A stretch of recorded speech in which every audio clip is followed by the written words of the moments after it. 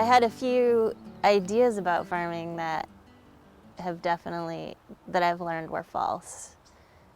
I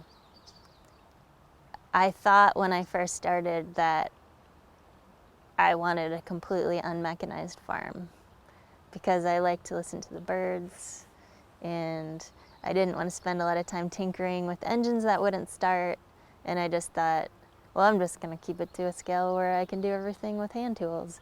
And I'm not going to say that you can't do that, because I know there are farmers who do that, but I couldn't myself figure out how to grow enough food without some kind of mechanization. So I did invest in a BCS walk-behind tractor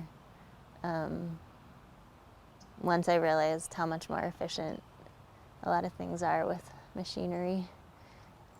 The first couple years, I just ran my farm by myself.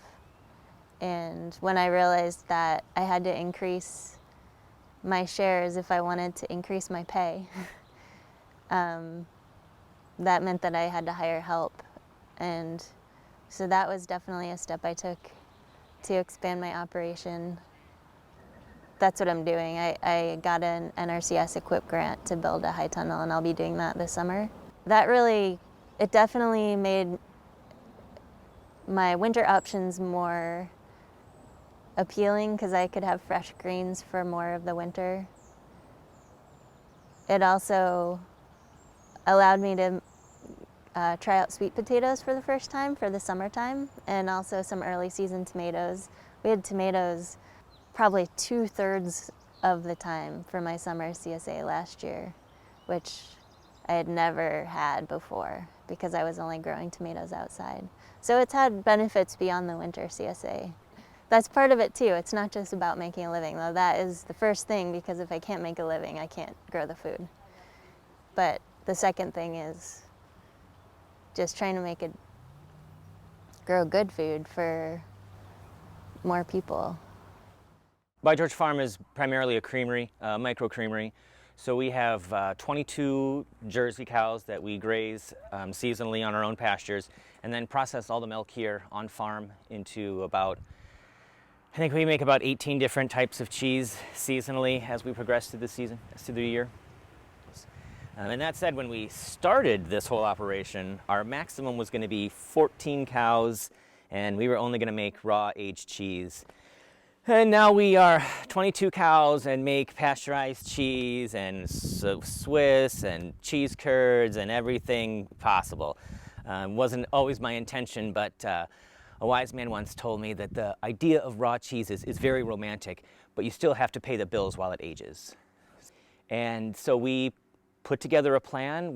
I talked to a couple of my mentors about what size facility we would need, and we designed it. We got a loan from Farm Credit, basically, Northwest Farm Credit, to help us design and plan and build our micro creamery. And we started there. We built this building, and we've been in operation for over 3 years. We've done 2 expansions, 1 expansion. We built it with room to expand, because in the 5 to 10 year expansion plan, we will probably be around 40 cows. That's about the maximum that the land will sustain. We'll have completed the rest of the upgrades to the creamery, so we'll have moved from a 150-gallon bulk tank and a 150-gallon make vat to a 300 or a 500-gallon size at that point. I've always been really focused on investing into systems. I mean, in some ways I would say that I'm someone who's more attracted to large-scale systems planning than I am to the minutia of how you grow every single thing. I really love designing systems and making things more efficient and more user-friendly. Because farming can be really grueling. So I feel like the more that you can do to make the systems enjoyable and body friendly, and there's this flow that you can get into, I think, when things are elegantly designed. And so I've always put a lot of emphasis on purchasing equipment, and I've never been afraid to put money into the business. So I guess some of the things that I've done that have felt like they've made the farm more possible is like investing in a better packing shed and making that space more user friendly. And it's just it's like all the little things really add up, you know. So it's like when all the little changes, I think, add up to having a lot more time to do the things that I actually love doing on the farm. I always tell people, like, hire a bookkeeper as soon as you can, because like really they're going to do such a better job than you ever would. You know, you should be out in the field. So we sell at 2 farmers markets. That's our main outlet. They're 2 pretty busy ones. They're both on Sundays, so we have one big day every week, and we each take on one of those markets. We have a couple restaurant accounts, and we do some wholesale to New Seasons, to People's Co-op, so some grocery stores, and we sell to a juicing company, which is great because they take some of our seconds, and so we don't have a lot of waste. In the upcoming 2019 season, we're going to have a small CSA to start out. You know, we learned that if we want to have a bigger crew, we need more money up front. So that's where the CSA comes in, so we can have a little bit more labor on the farm next year. So 2015 was the year we got interns, and that we had just built a new prop house. We were about to build our second and then third greenhouses, so we had more access to 4-season space. After we were able to get interns on the farm, that really changed the way we were able to function as a business, because we were able to delegate some of the tasks that we were doing ourselves, and we were able to focus more on the business side of things and really grow as a business and not just as a farm. We were able to access government loans, which was a big important step for us, because we were able to get low interest loans, term loans, and buy a lot more infrastructure and equipment and things to make us more efficient. And that really helped our business grow, and we were able to make a lot more gross sales off of the land that we already had in production. People can be really successful on half an acre or an acre. You know, I read recently in an article, when you pay for food, what you're really paying for is labor of the farm workers. So, you know, it just depends on what scale you can be efficient at. For us, I think we've really focused on using our space wisely and kind of growing incrementally, like being really focused and driven when it comes to growth, but really gradually also at the same time. And I feel good about where we're at and where we're headed. It's not about having more land, it's about using it more efficiently.